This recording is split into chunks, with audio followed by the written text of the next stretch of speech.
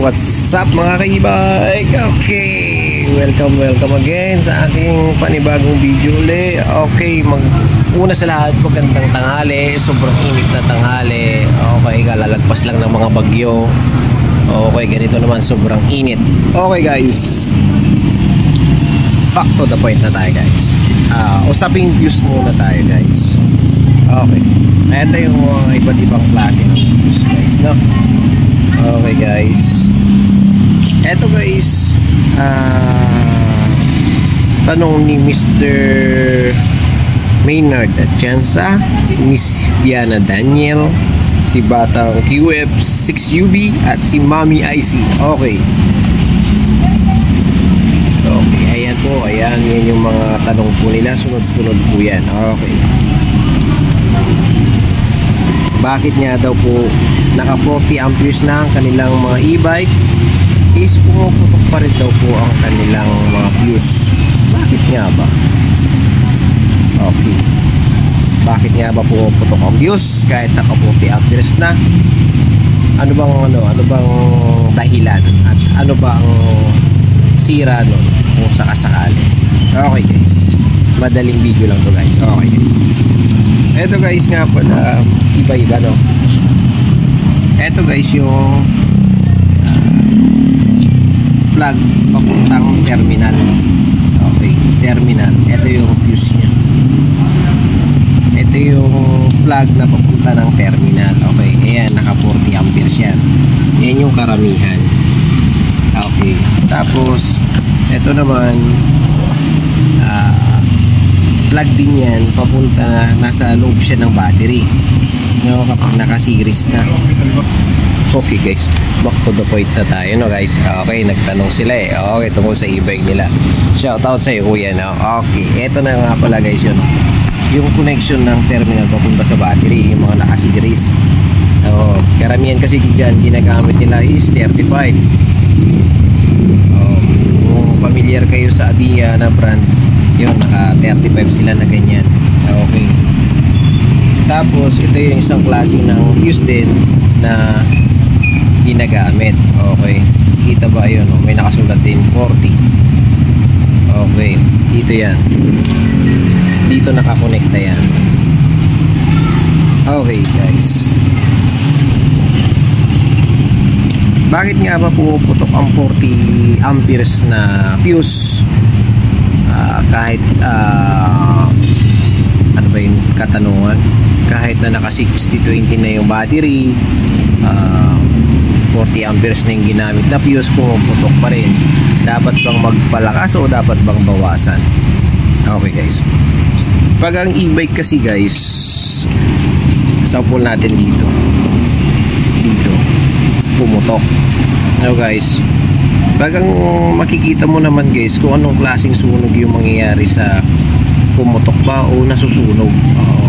Pag nasusunog kasi guys, makikita mo yun dito, yung fuse na yan, akala mo magiging crystal ang datingan niya. Kikintab-kintab yan. Yun yung nasusunog. Tapos yung iba naman biglang pumuputok. Okay, katulad ng ganito, pumuputok. Kagaya pala na ito pala yun yung pumutok. Okay, yan yung sample po. Wala na kasi ako guys no fuse na na pagsunugan. Okay, simpleng video lang to guys. Guys, kapag ang fuse mo is pumutok dahil na overcharge at alam mo namang na overcharge lagi, alam mo na yun guys na sunog ang fuse mo. Okay, sunog ang fuse mo. Kung na-overcharge ka lagi, kung madalas kang ma-overcharge, makikita mo naman kaagad yun at alam mo yun kasi ikaw may-ari ng e-bike mo. Pero kung ang e-bike mo is ganito, ito, yan nakakabit na yan, 40 amperes na yan. Okay, tapos ang e-bike mo is medyo may edad na rin. Pag ang e-bike mo is may edad na rin, pagbago kasi mabilis makita Pero kapag ang e-bike mo is may edad na rin, Tapos pag pinalitan mo ng fuse at pagka-switch mo kaagad sa susi,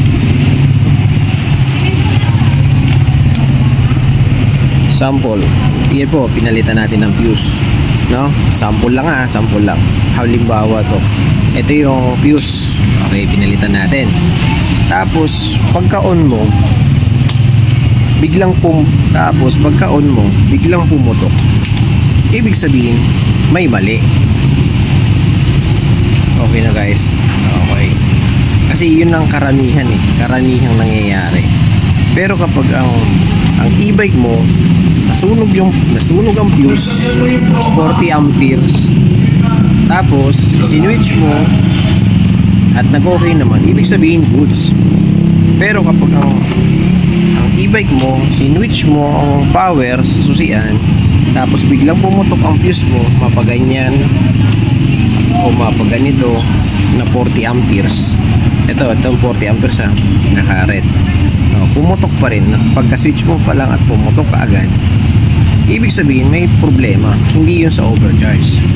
Ibig sabihin nun, may problema na to yung controller. Controller na ang may tama sa'yo. Okay. Kaya kahit anong palit mo dyan, kahit magpalit ka ng 40 amperes dyan, ng ilang ulit, paulit-ulit ka magpalit ng 40 amperes mo, iba kasi ang nasunog sa pumuputok. Pag nasunog kasi, ibig sabihin nag-overcharge ka. Pero kapag pumuputok mismo ang fuse mo, gawa yun ng merong something na mali dito sa controller mo.